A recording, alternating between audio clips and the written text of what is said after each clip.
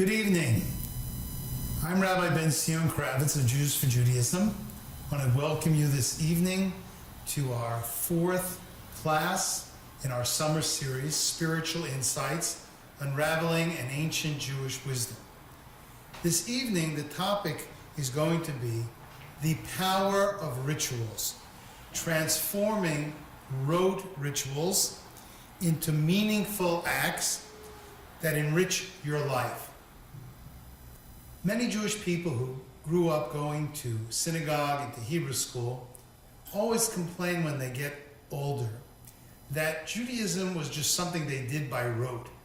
They read the Hebrew prayers by rote without knowing what they mean. They did different observances and different mitzvahs, different commandments without understanding. And that's really not the way the Torah was meant to be practiced. And obviously, that's true because so many of those people are disillusioned because the Torah they were practicing did not have a deeper meaning. Now let's start off this evening by talking about the word Torah. And the way I'd like to approach what the word Torah means is I'd first like to compare how it's translated into different languages, because that can teach us something about the way people look at it. Now, in Greek, when the Bible was translated into Greek by Jews who were secularized, who were called Hellenists, they translated the word Torah into the Greek nomos. The literal meaning of nomos is law. Now, many people do say that the word Torah is the law of Moses. But interestingly, when our Bible was translated into Aramaic, the great sage Onkelos translated it as Oraita, which means light. If you look at the first three letters in the Hebrew, it's Aleph, Vav, Resh, which spells the word or. Look at the difference in the focus of those two words. Is the Torah simply laws and regulations, or is it a light, something that enlivens us, lights us up, enables us to light up the environment around us? Now, if we go more deeply into the word Torah, the word in Hebrew is derived from the word yara, which means to guide and to teach. So it isn't only a law. The Torah is all-encompassing. It's meant to be a lesson, to teach us something spiritual about how to live our lives and how to relate to God. So when you take this idea of the Torah being a light and you talk about it being a teaching and a lesson, things start to unravel and to change very differently from what is the preconceived notion. Now let's look at Leviticus chapter 10, verse 11. The verse says, "And you must teach the Israelites all the laws which the Lord has imparted to them through Moses." If you look at the first Hebrew word in that verse, lehorot, that is the same root as the word horah, which means a lesson. It's the same root as the word for Torah.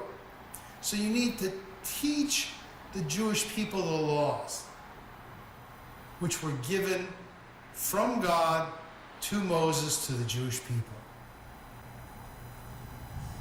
Now we can also look and see that the mitzvot, the commandments of the Torah, which are the items that we're going to discuss this evening about how to transform them from something that's simply rote and perhaps for many people meaningless into a ritual that has meaning and affects our lives. So if we go into Psalm 119, interestingly, Psalm 119 is the longest chapter in the entire Jewish scriptures. As you can see, I'm quoting here from verses 152 and 153. What does the verse say? It says, "You, O Lord, are near, and all your commandments are true. I know from your decrees of old that you have established them forever. Korov Ata Hashem Kedem. V'kol mitzvosecha emes v'yodati me'edeisecha ki b'olam yisadutam. Let's break that verse down. First of all, it's saying that God is near to us. He's not far away, that it's difficult to reach him. Second of all, it says that the mitzvahs, the commandments of God, are true. And God has established them forever. Here we have something that we mentioned in last week's class, that the word olam also means forever, not just world.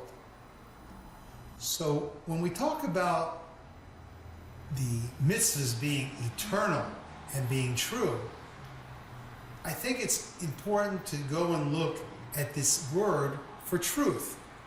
The Hebrew word for truth is emes.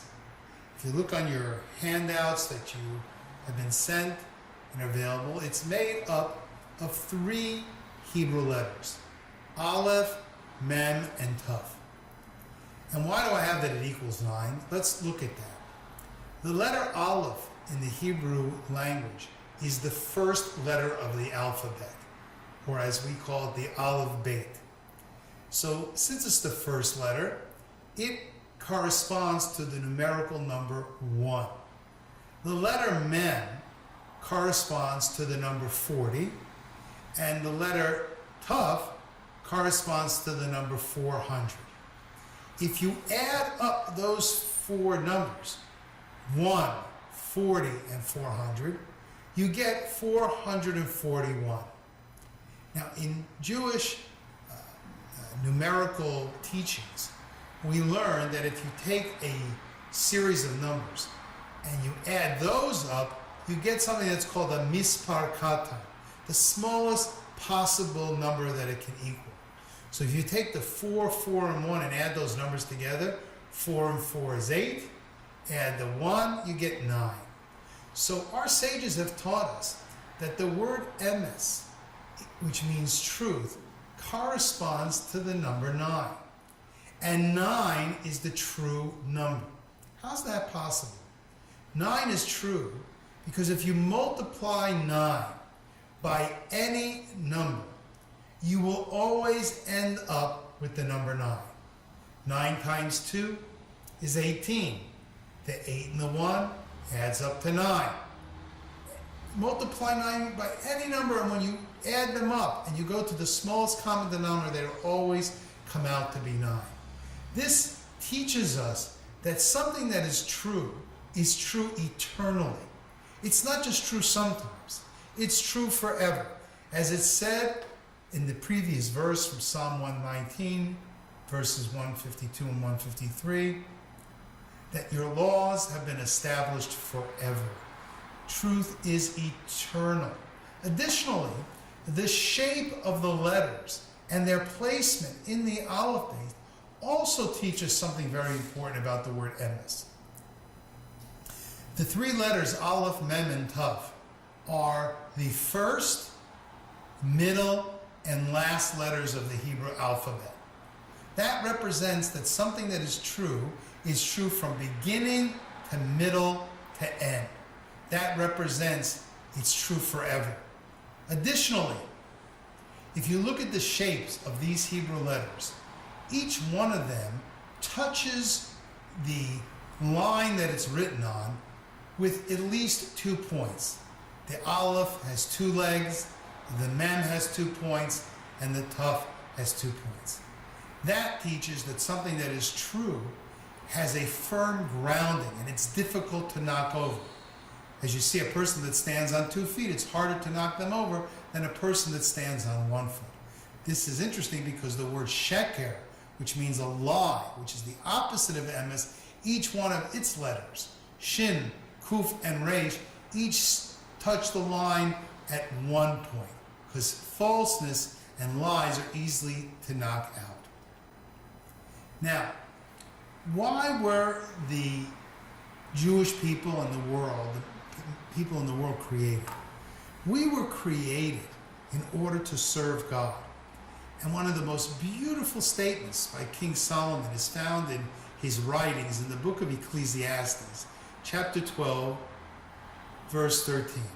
It says, Sof davar hakol nishma es ha'elokim yira v'es mitzvosov shemor ki zeh kol ha'adam. And we've translated it here.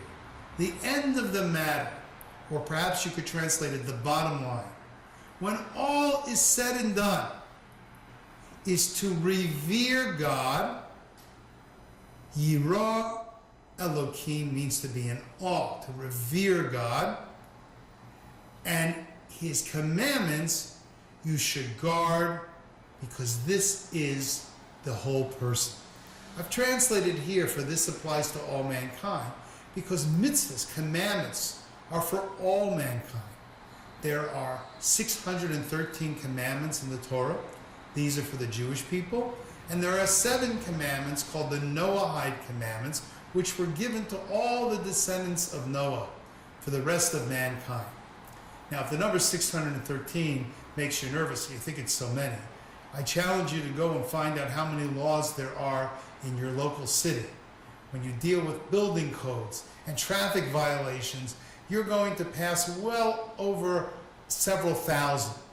So we don't usually think about them, but in fact there are probably tens of thousands of laws for every city. But so we talk about 613 commandments, we see that the number isn't that terrifying. So these mitzvahs are forever. And this is the reason a person was created. We were sent down, our soul, into a body in this world to transform ourselves, our body to make it more holy, our soul to be more elevated so that it will be able to appreciate God's divine presence and also to reveal godliness in the world.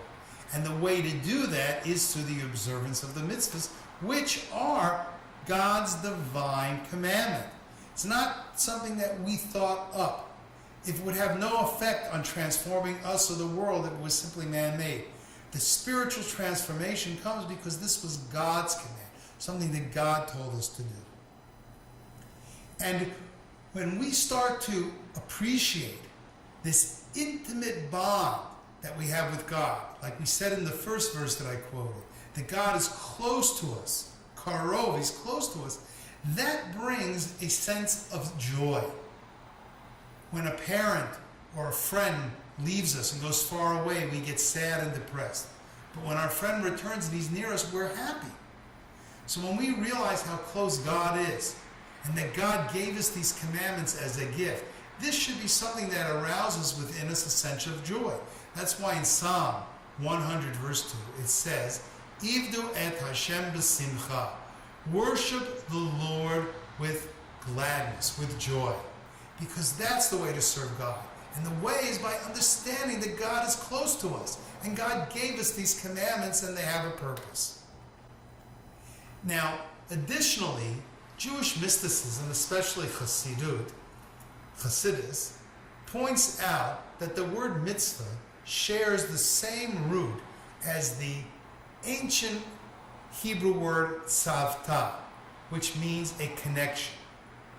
Similarly, in modern Israeli Hebrew, the word for a crew that works on an airplane or a team that plays sports together is the word tzevet.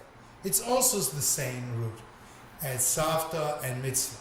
Because to be a crew, to be a team, everybody has to be connected. Everybody has to work in conjunction with each other. So we see that the root meaning of this word is to be connected. So why does the word mitzvah mean connected? Because by doing the mitzvah, we become connected to the one who commanded it. And that's God. It's a connection. We become bound up with God because we are fulfilling God's will and wisdom. He willed it that we should do this particular mitzvah, whichever one it is, and it's according to God's wisdom that we do it according to the way that He said. So that's a very deep difference between the way most people translate the word mitzvah. Most people translate the word mitzvah as a good deed. Now, yes, it is a commandment to do good deeds, but not every good deed is a mitzvah. And it's not a way necessarily to connect to God. So we have this word mitzvah, which means a connection. It's much more than a good deed. For example, keeping kosher is a mitzvah. It's a connection to God. But it's not a good deed necessarily. It doesn't help us interact with another person. So what I wanted to do is I wanted to examine two rituals, two mitzvahs that we practice in Judaism, talk about how many people see them as meaningless rituals, and let's look at them a little bit differently. The first one that I would like to speak about is found in Leviticus chapter 12, verses 46 and 47. This is the mitzvah to keep kosher. Let's look at what the verse says.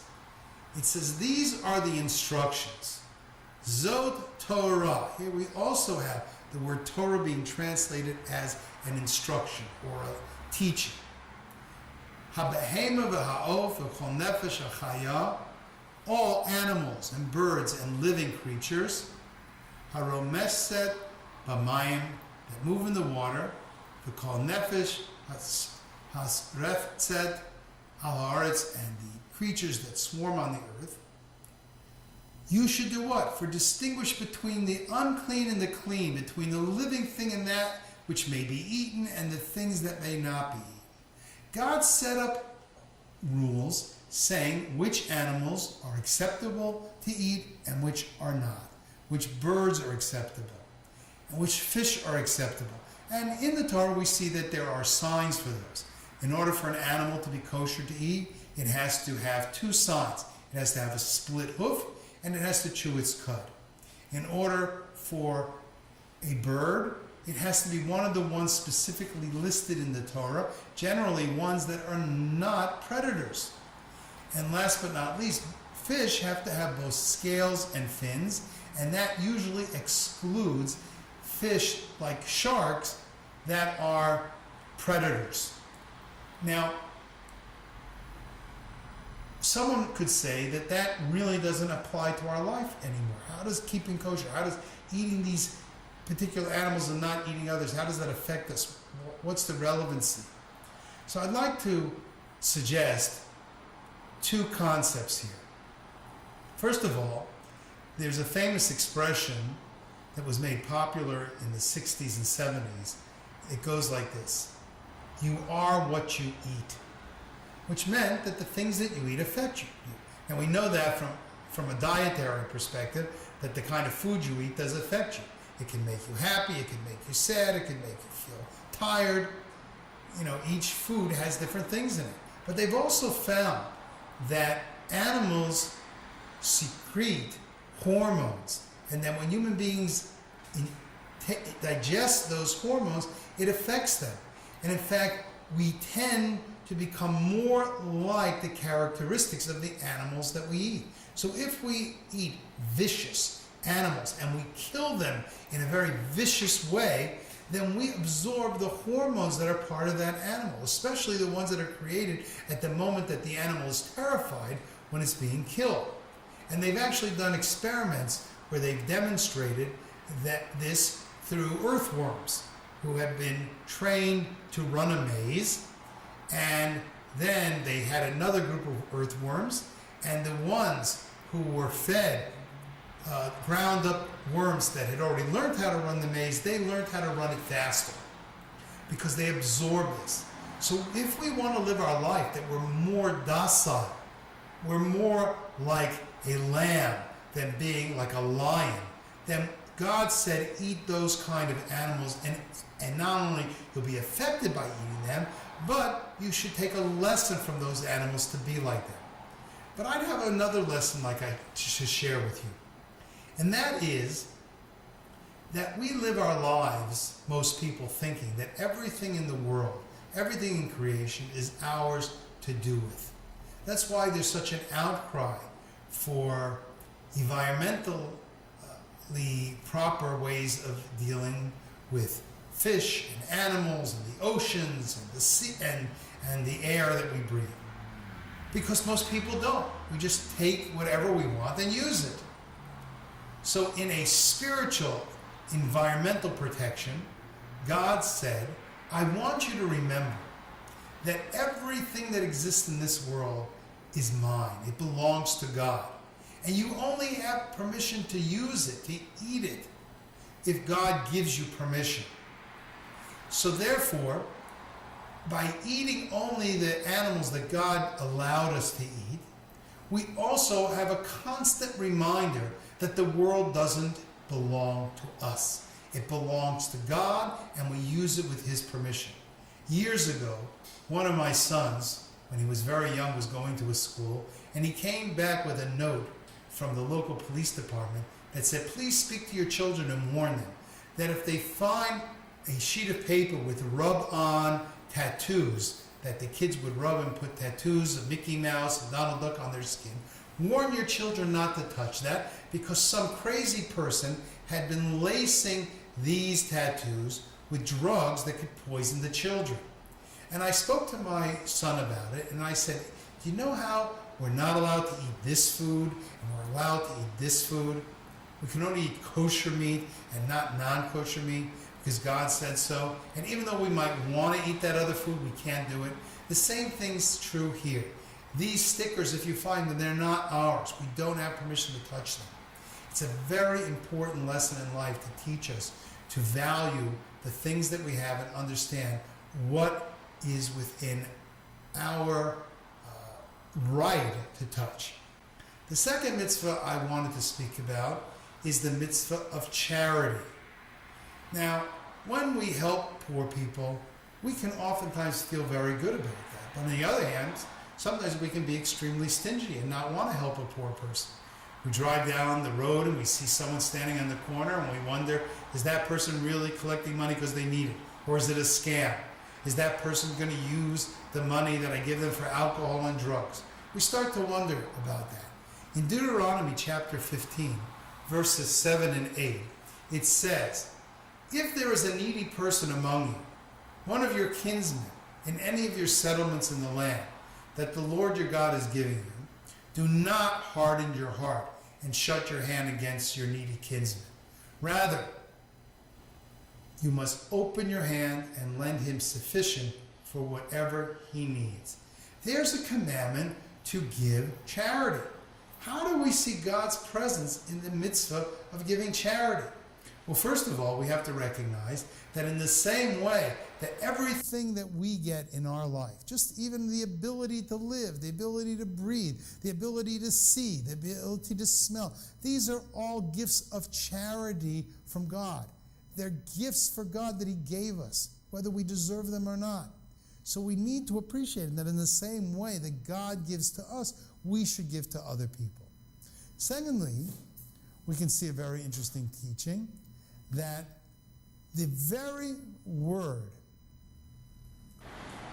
and the act of giving charity spells out God's most holy name. In Psalm 15, verse 18, it says, Ani b'tzedek echazeh panecha. With charity, tzedek means righteousness, but it also means charity. I behold your face. That's a powerful statement that God's saying that when you give charity, when you do righteousness toward another person, you perceive God. Because God is giving to us. We're emulating that. But I'd like to share another lesson that's brought down in Jewish mystical teachings that show how by giving charity we perceive God. If you look at the last note in the handout, there are 4 letters. There's the letter Yud, Hey, Vav, and Hey. Now I've put a hyphen between them because I didn't want to spell out God's most holy name. So I separated with the hyphen, but in the Bible it's not spelled like that. It's spelled with those 4 letters, Yud, Hey, Vav, and Hey. And interestingly, when a person gives charity, they are spelling out God's name. Remember, the verse before said that with charity I perceive your face. So how does a person give charity? The first thing they do is they take a coin. Now a coin is a small dot. It corresponds in the Hebrew alphabet to the letter Yud, which is the smallest of all the letters. It's like a small dot.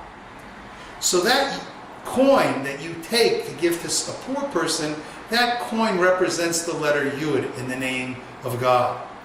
Then you pick it up with your hand. Now our hand has 5 fingers. And the Hebrew letter that corresponds to the number 5, let's count from the beginning of the Aleph Beit. Aleph Beit Gimel Dalet Hey. The 5th letter equals the letter Hey. So I take the coin, which represents a Yud. I put it in my hand, which has 5 fingers, therefore representing the 5th Hebrew letter, which is a Hey. And then I stretch my arm out to reach to the other person. That straight line of my arm looks like the Hebrew letter Vav, which is a straight line, which is the 3rd letter in God's name. And now I take the coin and I place it in the hand of the poor person, also with 5 fingers representing the letter Hey. This spells the Hebrew word Yud Hey Vav Hey, which is God's holy name, which is so spiritual, so holy, we don't even pronounce it.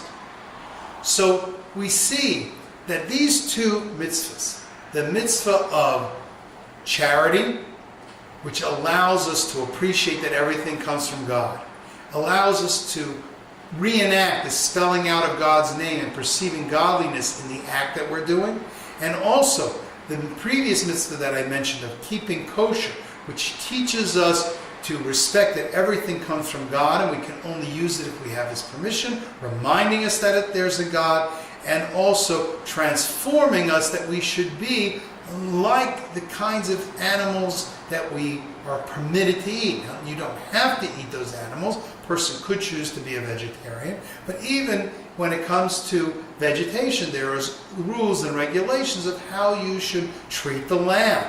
That after a certain number of years, you shouldn't harvest the land. You should allow the land to lay fallow so that it can recoup and get its nutrition back. So we see that this is an all-encompassing mitzvah. So too with all the other mitzvahs of the Torah, whether it's the putting on of tefillin, whether it's learning Torah, whether it is not stealing, all of the mitzvahs have not only a deeper spiritual meaning, but they also are a connection to God. I think this is why in the Talmud it says that the temple was destroyed, as we just celebrated recently the 9th of which was the destruction of the temple, that it was destroyed because people didn't practice the Torah lifnei mishuras hadin, beyond the letter of the law. So at first glance that doesn't make sense. If they practice it according to the letter of the law, that should be meritorious. They shouldn't be punished for it. What does it mean that they didn't do it beyond the letter of the law? And why is that not good? Because they didn't go beyond the letter of the law and look for the spiritual meaning behind it. They didn't look for the way that it connects them spiritually to God. They just followed it by rote and did what they had to do. So in order to fix that mistake of what they did by not going beyond the letter of the law, by looking for the deeper spiritual meaning and the lesson for our lives, the way to rectify the destruction of the temple and to bring the rebuilding of the temple and the coming of the Messianic age is to approach each mitzvah by looking at the deeper spiritual message that's within it. And that's how we can transform rote rituals into a meaningful act that enriches and enlivens us. And I hope that these 2 lessons have given you some deeper way of looking at Torah, appreciating what our Torah is about. And if you have any questions about this or a mitzvah that you're doing that you'd like to find out what is the more spiritual meaning behind it, send us an email to Jews for Judaism at la@jewsforjudaism.org, and we would be happy to respond to your email and give you an explanation. So I want to wish you a wonderful evening. I want to thank you for joining us. For those of you that are watching this on Facebook or on YouTube, please share this with your friends so more people can benefit from it. And I want to say shalom. Thank you very much.